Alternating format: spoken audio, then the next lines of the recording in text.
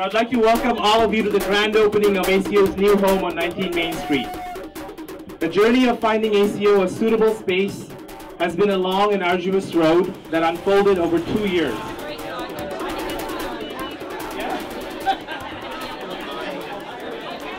Bonjour, Marie-France Lalonde. Je suis députée provinciale MPP for Ottawa Orleans. I was first elected last June, so this is my first mandate and it's a pleasure to be here today. This event is also an accomplishment, and I think that from a personal standpoint, my family, one of my uncles died of AIDS, and this is something that for me is so important that we bring awareness and we continue bringing that awareness piece. We've come a long way, you know, when we looked at first diagnosed in the 1980s. My name is Jim Watson. I'm the Mayor of the City of Ottawa, and I'm very pleased to be here at the AIDS Committee of Ottawa's housewarming party for their beautiful new office here in Old Ottawa East, and to thank them for the great work they've done for over 3 decades helping people with AIDS and HIV. I remember this office when it was Molson's. And I used to represent this area, and it was Molson Canadian Sales Office for all of Eastern Ontario. Then I think it was did they leave you any beer? No? Unfortunately not. And then I think they do great work in the community, and they've been helping people with AIDS and HIV for a long time, over 3 decades. And I think they deserve our support, both the organizers, the staff, and the volunteer board of directors. It's incredible work they do, helping people with some great challenges in their lives, suffering from HIV and AIDS. And it's the least I can do is come and show up and show my support. now it's the AIDS Committee of Ottawa. Beautiful new home. Congratulations. We have a small plaque from myself as mayor to the AIDS Committee of Ottawa to congratulate you on the inauguration of their new location at 19 Main Street in the heart of Canada's capital. Don't put that on eBay because they're very rare, as Yasser knows all too well. And thank you all very, very much for the incredible work that you do. And thank you for coming out in such good numbers. As an organization, we have finally found a space that our community can be proud of and call their own. A space that will allow us to enhance our currently existing services and programs and expand and grow as an organization through community engagement and community development. Say cheers, ACO. 1, 2, 3, go! This space is phenomenal, phenomenal. It's beautiful, it's well designed, more space. I love the kitchen. I love the pantry where we receive food bank every Friday, and we do family boxes and individual family food bags every Friday. I'd urge you to go upstairs because there are how many community groups up there? 13? 16 community groups upstairs who are doing amazing work in the community. I do testing at the AIDS Committee of Ottawa, as you know, twice a month. And that's a clinic for gay, bisexual, and other men who have sex with men.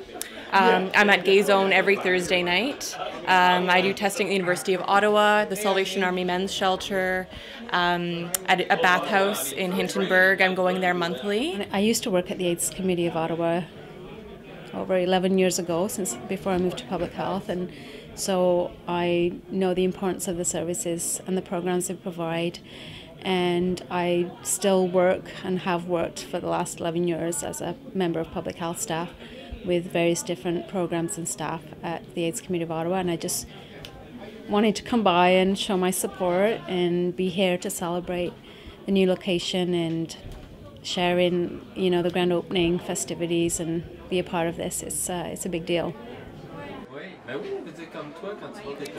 I'm with the Ottawa Senior Pride Network, which is a group that was founded to address issues for the LGBT community that is 50 plus. Basically, we were the people who came out first. We were the first generation to come out to march to get the rights that we have. So basically now we're saying we're not going back in the closet when we get older and have to go into nursing homes, etc. We're going to be in the forefront.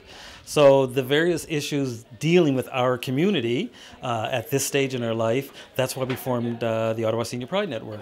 I work at Minwashin Lodge Aboriginal Women's Support Centre, and it's a 21-year-old centre in the Ottawa region that services First Nations, Inuit, and Métis family and friends. We have a 21-bed shelter.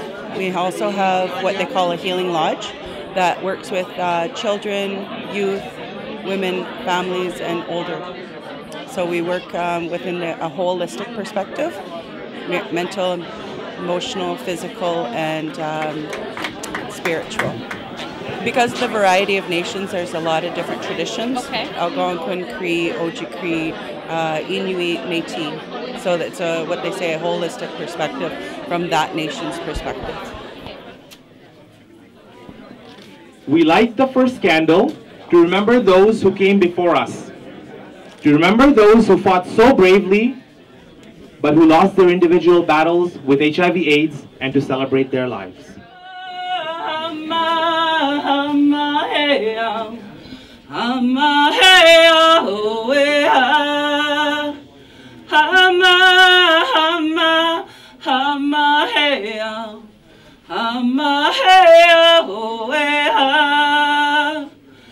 As HIV is not like something that is only like a type of people will be infected. Anybody like us here, anybody is subject to be infected.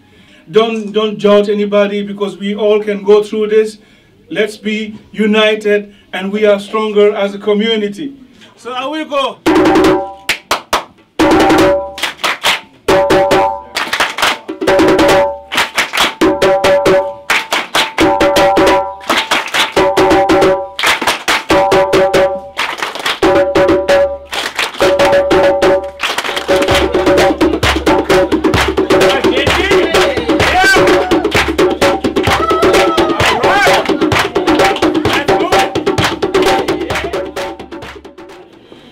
And so Hawa approached us, and she wanted to do a public service announcement to start changing people's perceptions surrounding HIV and AIDS. Hi everyone, thank you so much for coming tonight to celebrate with us. Like Jessica said, I am not going to speak a lot. Of course, we are going to let the PS speak itself. Thank you so much for coming again. Thank you. Things have changed a lot since the 80s, and at the AIDS Committee of Ottawa, living with HIV is no longer a death sentence. Contact us today to learn more about our new developments, intervention strategies, and our family approach. Living with HIV is not a death sentence.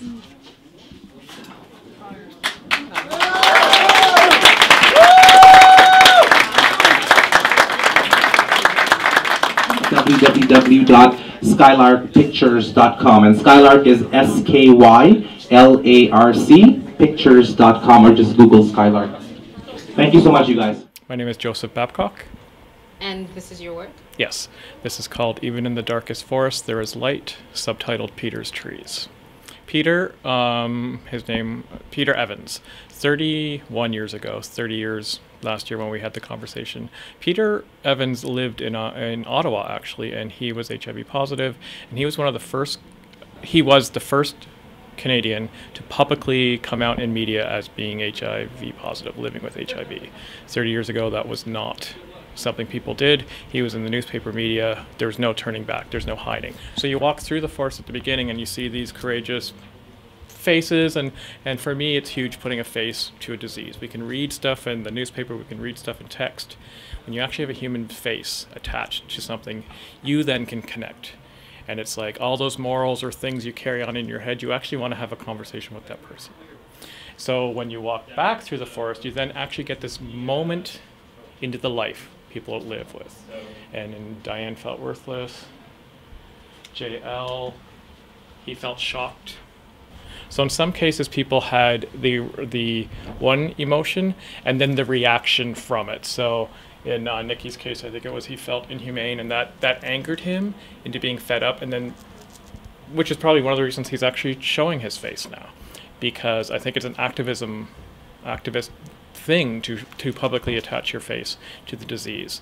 There are people compare it to cancer and diabetes now, and there may be similar medical conditions around it, but there isn't that special, the misogyny, the homophobia, the drug phobia, the mental thing, the racism, all those various things added onto a disease.